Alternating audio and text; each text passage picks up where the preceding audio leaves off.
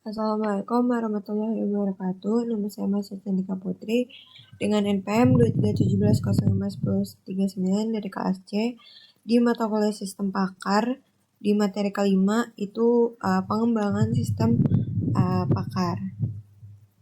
Nah, pengembangan sistem pakar adalah proses membangun program komputer yang mampu meniru kemampuan pakar dalam mengambil keputusan atau memecahkan masalah pada bidang tertentu. Sistem ini digunakan agar pengetahuan seorang ahli bisa ditransfer dan dimanfaatkan oleh banyak orang ketika ahlinya lagi sedang tidak hadir. Nah, tahapan pengembangan sistem pakar itu ada identifikasi dulu masalah yang ada. Nah, langkah pertama adalah mengenali masalah yang ingin diselesaikan. Misalnya diagnosis penyakit, rekomendasi perawatan, atau analisis kerusakan mesin. Masalahnya harus jelas dan spesifik agar sistem bisa fokus. Selanjutnya, akuisisi pengetahuan. Pada tahap ini, pengetahuan dikumpulkan dari pakar atau sumber terpercaya. Pengetahuan bisa berupa aturan, pengalaman, atau prosedur yang biasa dilakukan pakar. Nah, hasilnya akan menjadi bahan utama sistem pakar. Selanjutnya, representasi pengetahuan. Pengetahuan yang sudah dikumpulkan atau sudah diakuisisi diubah ke dalam bentuk yang bisa dimengerti komputer. Misalnya berupa aturan if-then, logika, atau model fuzzy. Nah, representasi ini penting agar sistem bisa berpikir seperti manusia. Nah, selanjutnya mesin inferensi. Di bagian ini adalah otak dari sistem pakar. Nah, mesin inferensi ini bertugas mengambil keputusan berdasarkan pengetahuan yang ada. Mesin ini akan menelusuri aturan, melakukan penalaran, dan memberikan solusi sesuai input pengguna. Nah, selanjutnya implementasi sistem.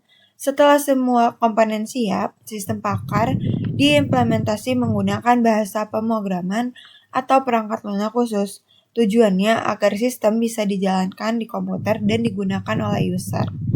Nah, selanjutnya itu ada pengujian dan evaluasi. Sistem pakar yang sudah jadi harus diuji dengan kasus nyata. Tujuannya untuk memastikan sistem memiliki hasil yang benar dan sesuai dengan pemikiran pakar. Jika masih ada kesalahan, dilakukan perbaikan. Nah, selanjutnya itu ada pemeliharaan. Sistem pakar perlu diperbarui sesuai dengan perkembangan ilmu dan pengalaman baru dari pakar.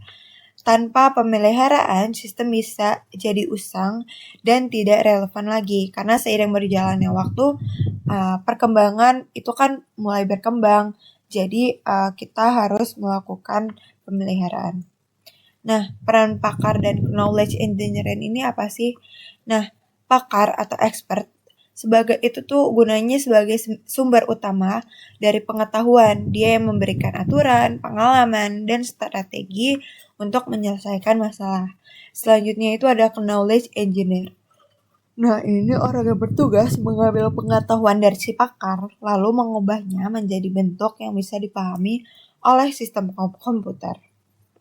Nah, tantangan dalam pengembangan ini yang pertama sulit memperoleh pengetahuan dari pakar karena kadang pengetahuan tidak terdokumentasi dengan baik. Selanjutnya representasi pengetahuan yang kompleks. Selanjutnya itu ada sistem harus mampu mengenai ketidakpastian dan kondisi yang tidak terlalu pasti. Selanjutnya, pemeliharaan jangka panjang agar sistem tetap relevan. Nah, kesimpulannya pengembangan sistem pakar bukan hanya soal membuat program, tapi juga bagaimana menyalin cara berpikir seorang pakar ke dalam bentuk sistem komputer. Dengan sistem pakar, pengetahuan seorang ahli bisa diakses lebih luas, membantu orang awam mengambil keputusan yang lebih baik, serta mempercepat penyelesaian dalam masalah. Nah, mungkin itu saja yang bisa saya sampaikan. Kurang lebihnya mohon maaf. Wabillahi taufiq wal hidayah. Wassalamualaikum warahmatullahi wabarakatuh.